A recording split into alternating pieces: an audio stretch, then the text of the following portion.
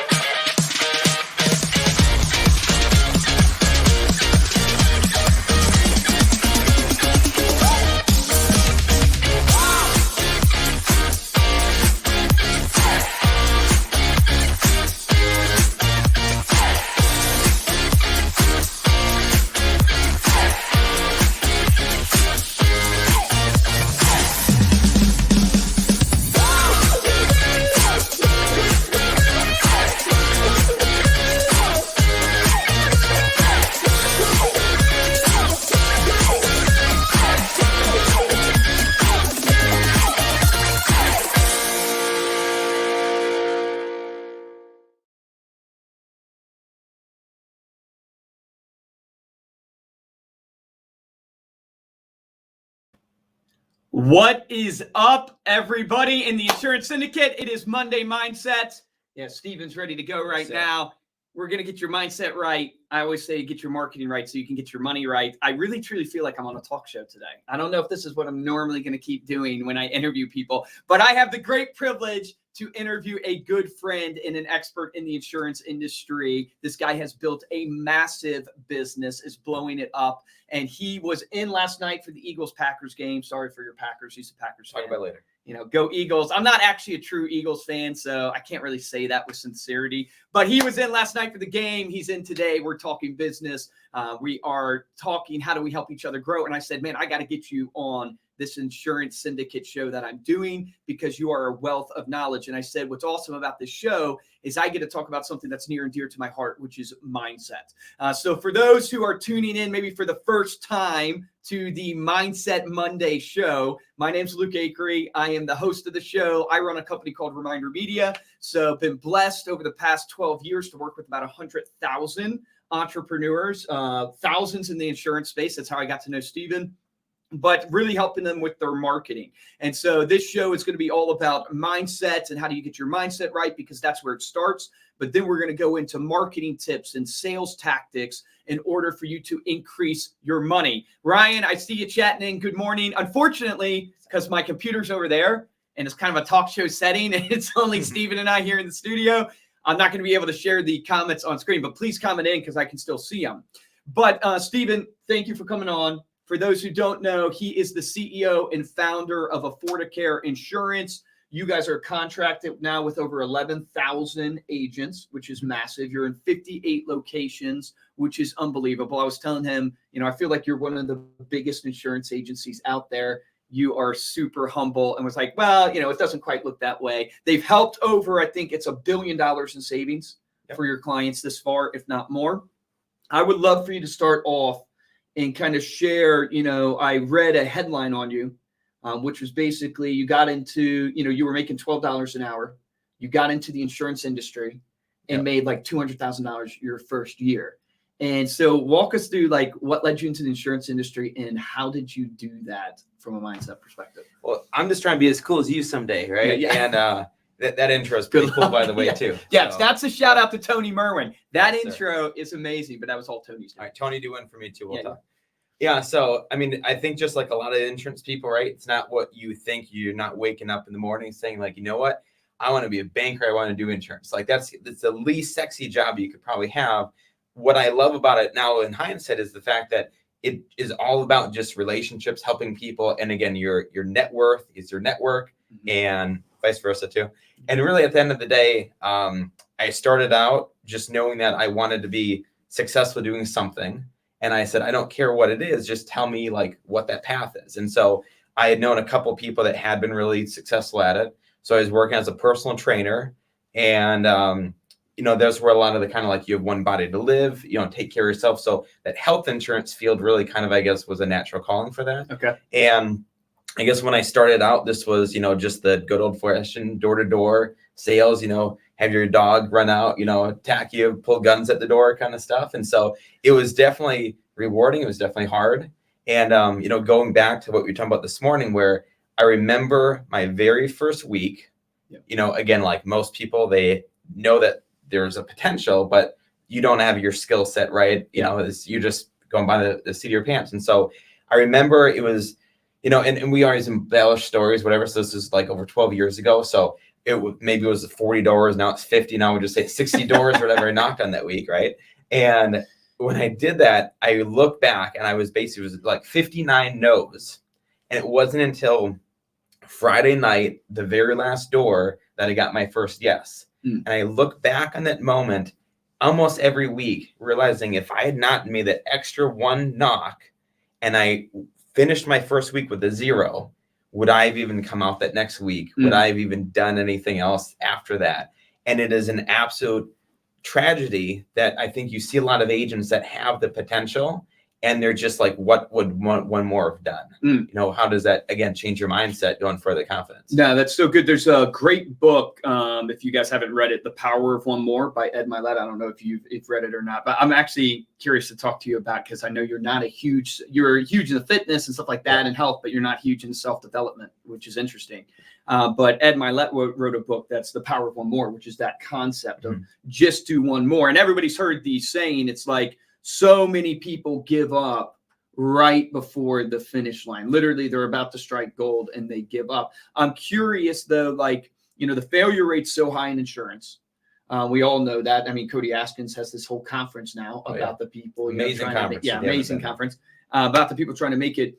Like, what advice would you give besides just making one more rep, like from a standpoint of getting into the insurance business? What advice would you give to a new insurance agent?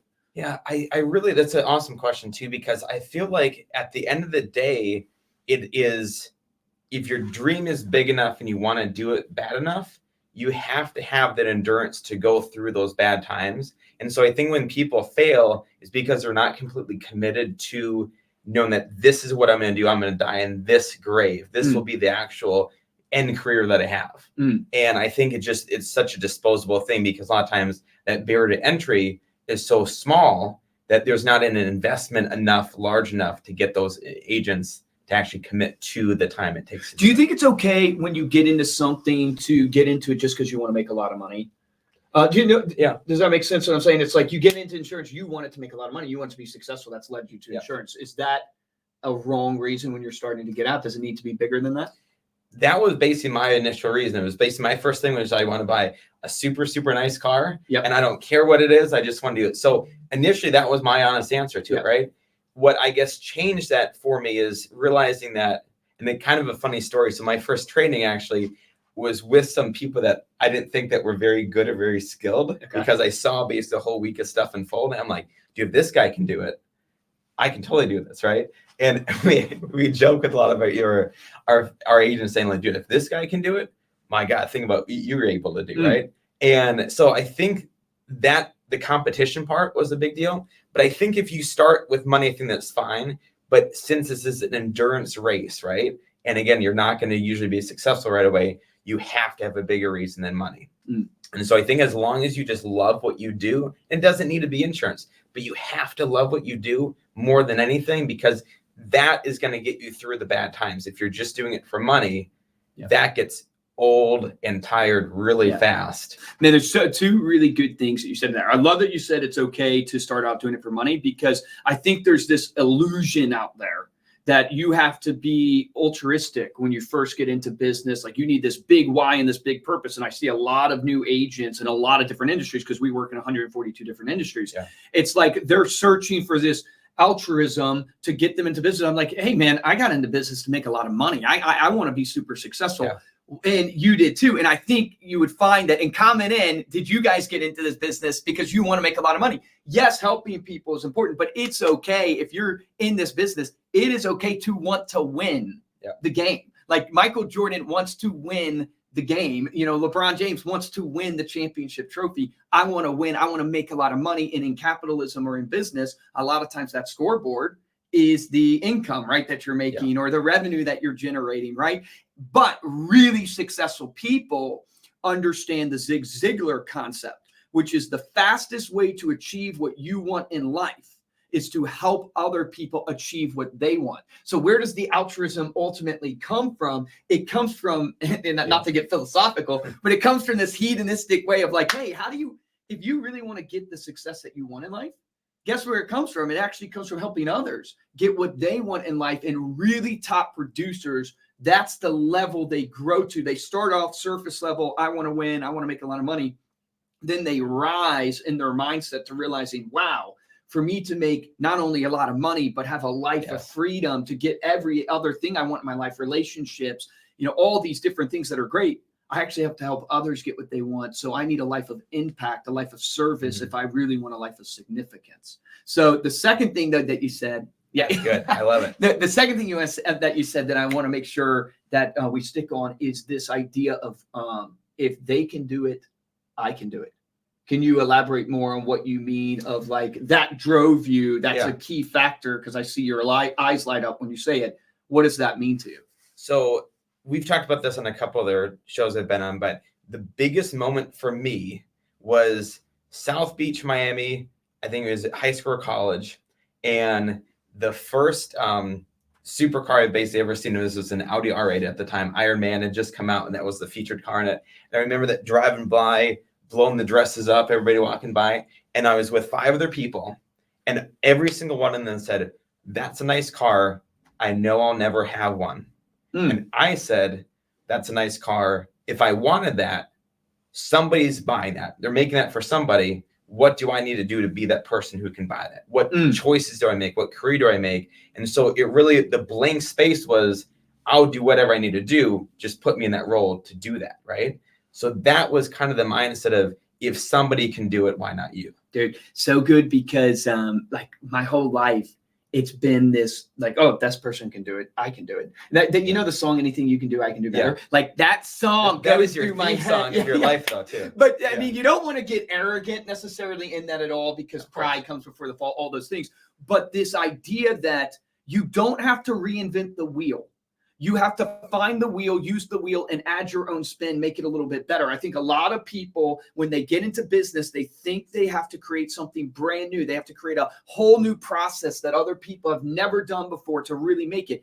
Does that happen? Absolutely. You might be the Steve Jobs or the Bill Gates of the insurance world or whatever business you're in. Or Steve Guilfoile. Yeah, or Steve Guilfoile. Exactly. But majority of the time, in order to be successful, go out there, do exactly the advice that you're saying. Find the people who are doing it. They're doing something that has afforded them to get those cars. What are they doing? There's a wheel there that they're using. There's a blueprint that they're following. Follow that wheel. Before MySpace, there was Friendster. Before Facebook, there was MySpace. Right? It's like Friendster evolves to MySpace. There was Zynga in there too. By the way, you've not accepted my MySpace request for like 6 years. Yeah, I know. So I'm not on MySpace anymore. Sorry, guys. But there's some. If you search the Acree Brothers band, you might be able to find the Acree Brothers band on MySpace. It would be terrible. It's embarrassing. We thought we were good. We really weren't as good as we thought. But this whole idea that I want to drive home for people is that, look, when you get into this industry, you have to have the mindset, if they can do it, I can do it, but you don't have to reinvent the wheel. Follow the blueprint. Success leaves clues, as Tony Robbins says. So speaking of like Tony Robbins, right, and self-development, talk to me a little bit about like your view on like, do you read a lot of books? Are you big in self-development from that aspect or no? Where's your mindset there? So it's kind of funny because again, we were talking about this even the last couple of years, and I feel like the default answer is you almost have to like say that, I read books, I look stuff, whatever. And I'm not saying like books are bad by means with it. I guess I've just been more focused on, if you are experiencing it in real life, you get more experience, I think, doing and failing than you do in that. And of course, the reason that mentors and books and people are good because they're saying, here's all the mistakes I've made. Here's a way to make them less. Yeah. And I feel like that's another big part of if you're working for the right agency or the right mentor, the right people. I've been with some great people. I've been with some bad people, right? And so I've been able to take some of the great parts of those and making sure that I avoid treating people like, other people, right? And I think at the end of the day, if you are in the mindset of helping your agents being so valuable to them that a lot of times when you talk about, insurances, it's a lot of like overrides and commissions and things like that. I think there's some agencies that take a huge override. I think there's some take a very, very small. And I think it's all about the value that you as the business owner, the agency that you're providing. So you can give them a very small override, and still I don't think that's even fair to a lot of agents, because it has to be directly correlated to the value that you bring them. And I feel that this is such a non-talked about thing in the industry, because if you're recruiting agents, anybody can throw around numbers, right? But what sets you apart is, what are you doing different than, again, everybody else? Like, again, success is based on, do you do things that people won't do or can't do?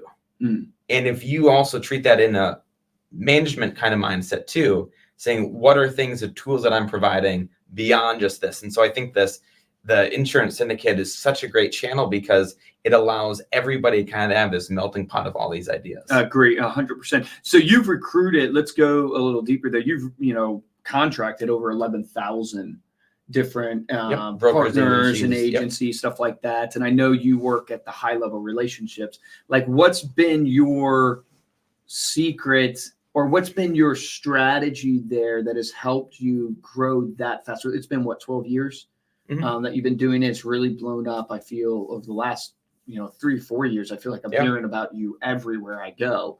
What's been your style of being able to recruit and contract with all these agents? I'd say it's the same mindset as when you deal with a customer too. So in our case of it, we'll just say could be a printing company, could be a body shop, name your company, right?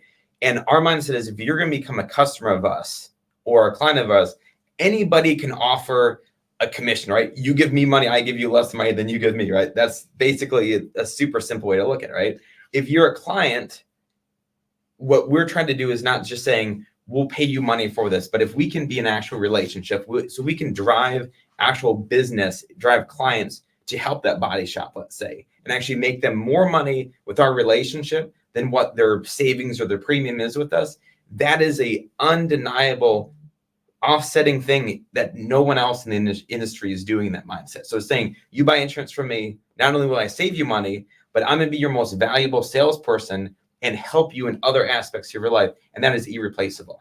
So with a lot of agencies and brokers, the same thing. It's like, we're very, very niche focused on one thing, meaning that we aren't competition for those people we work with, right? So as we're getting, thousands of clients a week now at this point, we have a way to kind of disperse those and send leads to our own people that we work with, and kind of help stay in our lane and benefit them in theirs. Yeah, I know we talked a little bit more about what you do. We had the privilege of interviewing Stephen on our show, Stay Paid. So if you want to check out his interview, just Google Stay Paid Podcast, and you can hear more from him and his partner, Shane, on kind of what they're doing in Affordacare. I'm curious, right, as we, wrap up this show, is, when you think of the advice you would give to an insurance agent, broker right now, maybe they are just starting out, maybe they're in a rut, maybe they want to take 2023 to the next level, right? What big piece of advice would you be giving to your team right now, or to the people listening? It's an awesome question, Luke. And it really, I think, goes back to kind of what you just said, where like the first couple of years, not that they were horrible, but it takes so much time to actually learn yourself. Like, the example I give is, if you could spend $200,000 going to college, or you could lose $200,000 of your own money, and you'll learn more of that, the pain that goes with that, than really anything. So you have to kind of make those mistakes. And so really, again, it all comes down to enjoying what you do, loving it for the right reasons. Again, like Michael Jordan loves winning, but if he hated playing basketball, doesn't matter how much he makes or how much he likes winning, right? So if you're able to be persistent enough through that is the endurance part of it. And I think there's two examples that we were talking about. One being Jack Canfield, who wrote Chicken Soup for the Soul. He went to 144 publishers before one person realized his dream, what he wanted. The KFC story. He started at 62 years old. I think 1,009 restaurants he went to trying to sell his KFC recipe, and they all turned him down except for that last one. So that goes back to our first point of last door. there's always that next one out there, and you don't need everybody. You just need one person to believe in you, and that kind of catapults a difference. That's so good when you think about, like, there's so many people out there right now that are on the verge of quitting when they don't understand the game is failure. Like, the game is failure. Like, I heard this analogy one time that blew my mind in business, that building a business is like a staircase. And as you climb the stairs, if you envision a staircase, it goes up and then flatlines, then goes up and then flatlines, then goes up and then flatlines. And if you think about business or life that way, is that you might get a small win, but then you hit roadblocks, you hit pain points, you flatline, your growth gets stagnant. You have to overcome that next barrier. You have to get over that next wall. Then you go up and then you flatline again, right? And it's a constant evolution of hitting failure, hitting adversity, and figuring out at that moment, am I going to accept the box that I live in? Am I going to accept the box that's created for me when I hit these walls? Or or am I going to find a way through it? Am I going to go through the wall, over the wall, under the wall, and build a ladder? What am I going to do to get to that next box? Because there is another layer, 100%. Right? There's another box. And once I understood business that way, why was it a game changer for me? It was a game changer for me because I don't view failure as I'm failing anymore. I view failure as part of the process. I don't view stagnation as I'm stagnant, I'm terrible, I don't know what I'm doing. I need it, because all that does is beat you down, destroys your confidence, and you need confidence to perform. I view failure now as like, no, this is part of climbing the stairs. Oh, we've hit stagnation again. Actually, that's a sign that we're about to take another leap. Oh, we're dipping a little bit. That's the sign that we're about to go into a hockey stick. If I keep going, if I keep pushing through, give that one more, as you're talking about. Super powerful. I want to add one more for you. Okay. That is, this guy's amazing at. And I want the audience to know, I want you guys to know, hey, why is this guy built an agency that has 11,000 contracted agents across in 56 or 58 locations, right? It's because you're a master at relationships. You flew in from Dallas, Texas, just to go to a football game with Andrew, myself, and my team, and just nurture the relationship that we have today. We're, talking and brainstorming and doing stuff. I'm having you on this show and stuff like that. But you, from your own dime, your own money, your own time, chose to get on a plane because you value relationships over transactions, because relationships are the currency of business and they drive transactions. And that is such a powerful point that, you can't brag about yourself, but I will brag about you. If you want to know why this guy's built one of the biggest agencies out there and is just crushing it at every level, it's because he's a relationship guy. He's one of the most successful guys in any room that you'll go into, and you are hilarious and loud and stuff like that. But you would not know that you're one of the most successful guys because you're more about you're more about the relationship. And that is just a golden nugget and a takeaway for you guys. So, man, I appreciate you coming on this show. Yeah, and that's the beauty of what you guys do. Like, Reminder Media is set exactly to what we're talking about, is based on that relationship that is more valuable than anything else. It's more 100%. Valuable than any amount of marketing could do. So you guys are amazing at what you do, true partners of ours, and we plan on having you there in our life forever. I love that, man. So relationships are the name of the game, right? Because it's your brand, right? And your brand is the one thing that you take with you wherever you go. Tools, products, services, all those things can change. Processes can change, but your brand is who you are. It's the integrity of who you are, and relationships reflect that brand. If you want to look, hey, what is my brand right now? Just look at the relationship you have. How valuable are they? How many people do you have? What do they think about you? What do they say about you? That's your brand. That's your relationships. So, guys, appreciate you. Let's have an amazing week. I always close out. Have an amazing week, and press for yourself, but also press for your clients, press for your friends and family to achieve those goals and the dreams that you want to live. Hey, let's have a great week. And I'm going to actually step over here to my computer. So now you're going to see me awkwardly in the broadcast, but appreciate you guys.